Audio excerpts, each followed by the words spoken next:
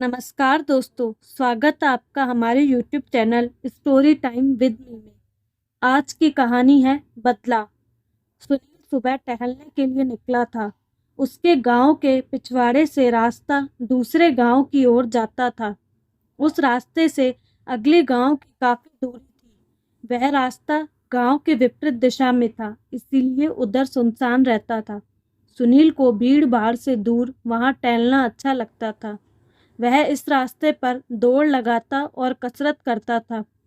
सुनील जैसे ही अपने घर से निकला, गांव के आखिरी मोड़ पर पहुंचा तो उसने देखा कि सामने एक लड़की एक लड़के से गले लगे हुई है। सुनील रुक गया। दोनों को देखकर उसके जिस्म में सनसनाहट पैदा हो गई। वह जैसे ही नजदीक पहुंचने वाला था, वह लड़की जल्दी से निकलकर पीछे की गली में गुम हो गई। अरे, यह तो सुनीता थी। वह मन ही मन गुदगुदाया। वही सुनीता जिसे देखकर उसके मन में कभी तमन्ना मचलने लगती थी। उसके उभारों को देखकर सुनील का मन मचलने लगता था। आज उसे इस तरह देखकर वह अपने आप को ठगा सा महसूस करने लगा था। आज सुनील पूरी रास्ते इसी घटना के बारे में सोचता रहा। आज उसका टहलने में मन नहीं लग रहा था। वह कुछ दूर चलकर घर लौटने लगा था। वह जैसे ही घर पहुंचा कि गांव में शोर हुआ कि किसी की हत्या हुई है। लोग उधर ही जा रहे थे। सुनील भी उसी रास्ते चल दिया। वह हैरान हुआ क्योंकि भीड़ तो वहीं जमा थी जहां से सुनीता निकलकर भागी थी। एक पल को तो उसे लगा कि भीड़ को सब बता दे, पर वह चुप रहा। सामने सुनीता अपने दरवाजे पर खड़ी मिल गई।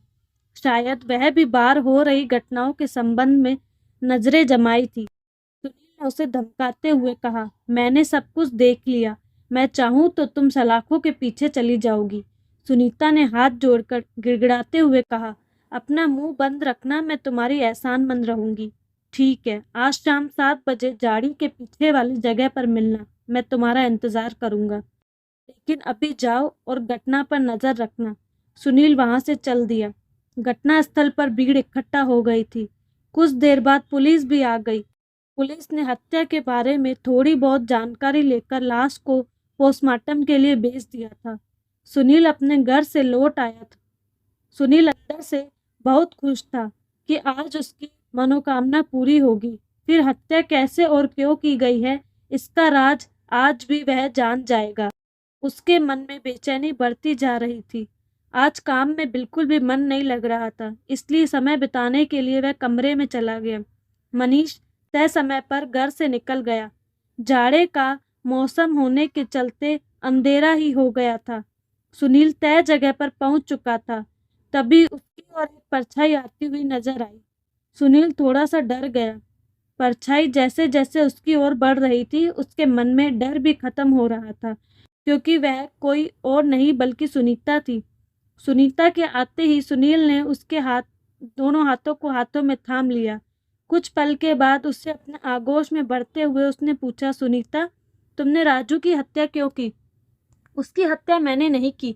उसने मेरे साथ सिर्फ शारीरिक संबंध बनाए थे, जो कि तुम देख चुके हो। हाँ, लेकिन हत्या किसने की? शायद मेरे जाने के बाद किसी ने हत्या कर दी हो। यही तो मुझे भी समझ नहीं आ रहा, और इसलिए मैं डर रही थी और तुम्हारी बात मानने के लिए राजी हो गई। सुनीता अपनी सफाई देते हुए बोली। क्या उसकी किसी से दुश्मनी रही होगी? सुनील ने सवाल किया। मुझे नहीं पता, अब तुम पता करो। ठीक है, मैं पता करता हूँ। मुझे तो डर लग रहा है कहीं मैं इस हत्या में न फंस जाऊं। मेरी रानी, डरने की कोई बात नहीं है। मैं तुम्हारे साथ हूँ। मैं तुम्हारी मदद करूंगा। बस तुम मेरी जरूरतें पूरी करती रहो। सुनील के हाथ उसकी पीठ से फिसलकर उसके कोमल अंगों को छूने लगे थे। थोड़ी सी नानुकुर के बाद जब सुनील का जोश ठंडा हुआ तो उसने सुनीता को अपनी पकड़ से आजाद कर दिया। सुनील अगले सप्ताह रविवार को मिलने के लिए सुनीता से वादा किया। सुनीता राजी हो गई। इधर सुनीता के मन का बोझ थोड़ा शांत हुआ कि वह सुनील को समझाने में कामयाब रही। सुनील को मुझ पर शक नहीं हुआ। वह हत्यारे के बारे में पता करने में मदद करेगा। आखिर किस बात को समझाने में सुनीता कामयाब हुई? क्या वाकई उसने वह हत्या की थी, या फिर सुनील ने उन दोनों को साथ देखकर जलन की वजह से राजू की हत्या की हो? क्या लगता है दोस्तों कि किसने की होगी हत्या? अगर आप भी कहानी की जानना चाहते हैं तो चैनल को सब्सक्राइब करो और जल्द ही कहानी का अगला भाग आएगा। तब तक हमसे जुड़े रहें हमारे चैनल के साथ। धन्यवाद।